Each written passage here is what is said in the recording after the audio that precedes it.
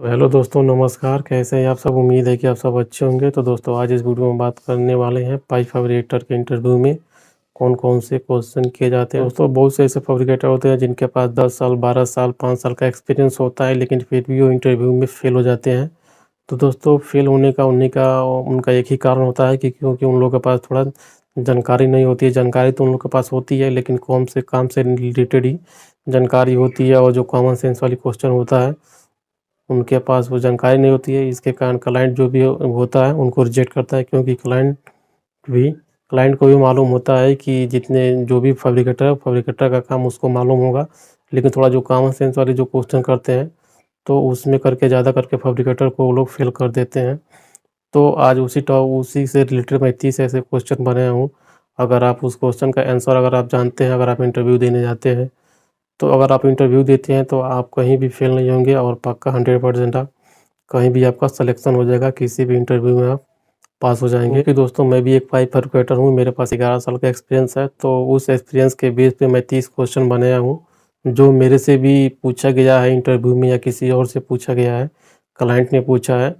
तो वो क्वेश्चन को नोट करके और मैं 30 क्वेश्चन बनाया हूँ। तो दोस्तों, थोड़ा वीडियो लंबा हो जाएगा, तो लास्ट तक देखिएगा। अगर चैनल पे नए हैं तो चैनल को सब्सक्राइब कर लीजिएगा और बेल आइकन को प्रेस कर दीजिएगा, ताकि आपको ऐसा इन्फॉर्मेटिव वीडियो मिलता रहेगा। तो चलिए वीडियो को स्टार्ट करते हैं। तो दोस्तों, आप सब जानते हैं, अगर आप भी पाइप फिटर हैं, फैब्रिकेटर हैं, तो आप सब जानते होंगे कि पाइप फैब्रिकेटर के इंटरव्यू में क्या क्वेश्चन किया जाता है। लेकिन बहुत से ऐसे फैब्रिकेटर होते हैं जो सभी लोग पास नहीं हो पाते हैं।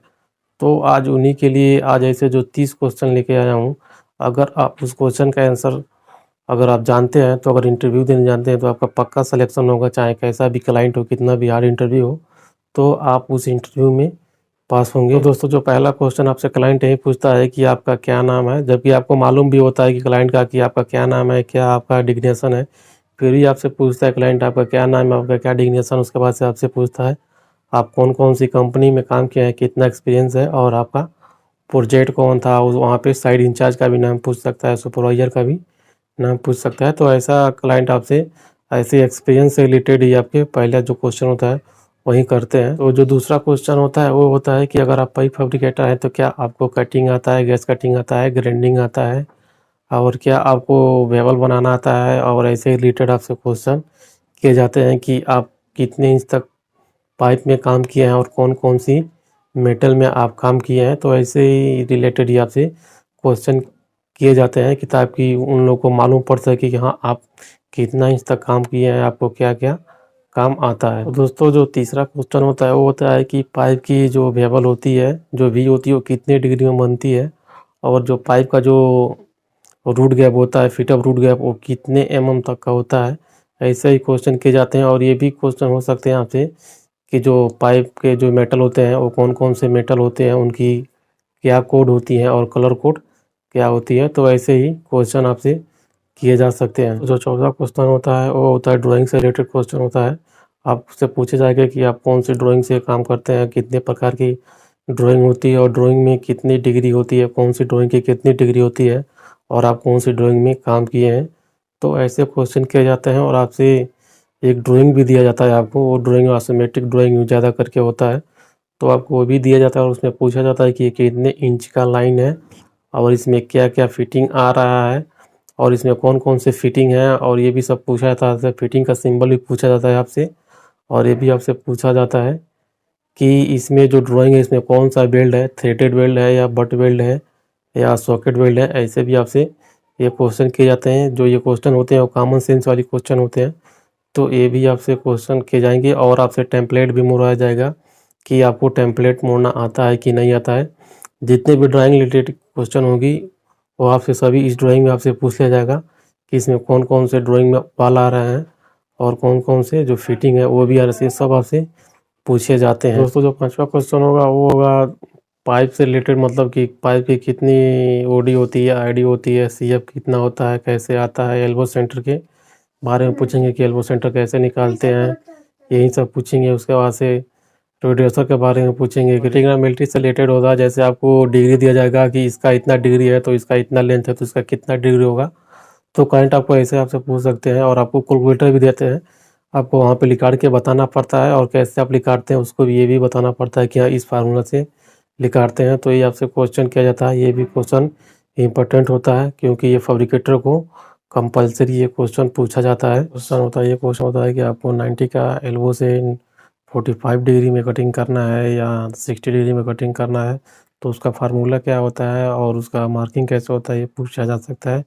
आपको माइटर के बारे में पूछा जा सकता है, माइटर का फार्मूला क्या होता है और मार्किंग क्या होता है, कि पाइप से माइटर बनाना है तो आप कैसे बनाएंगे। उसके बाद से वाई ब्रांच के बारे में पूछा जा सकता है, वाई ब्रांच का फार्मूला पूछा जा सकता है, मार्किंग भी पूछा जा सकता है। और उसके बाद से हो सकता है तो आपसे प्रैक्टिकली भी कराया जा सकता है। उसके बाद से रिड्यूसर के बारे में पूछा जा सकता है कि इंसेंटिव रिड्यूसर का मार्किंग कैसा होता है, उसका फिटिंग कैसा होता है, उसका फार्मूला क्या होता है, ये भी आपसे पूछा जा सकता है। उसके बाद से आपसे लेटरल टी के बारे में भी पूछा जा सकता है कि लेटरल टी का मार्किंग कैसा होता है, उसका फार्मूला क्या है और उसका कट बैक कैसे आता है, ये सब आपसे पूछा जा सकता है। उसके बाद से आपसे डमी सपोर्ट के बारे में पूछा जा सकता है कि डमी सपोर्ट का कट बैक कैसे निकलता है, उसका फार्मूला क्या होता है। तो ये सब क्वेश्चन आपसे पूछा जा सकता है और ये फैब्रिकेटर के लिए बहुत ही इम्पोर्टेंट क्वेश्चन होता है। 7वां क्वेश्चन होगा वो ये होगा कि पाइप जॉइंट कितने प्रकार के होते हैं। 8वां क्वेश्चन होगा वो ये होगा कि 40 शेड्यूल पाइप में और 80 शेड्यूल पाइप में क्या अंतर होता है।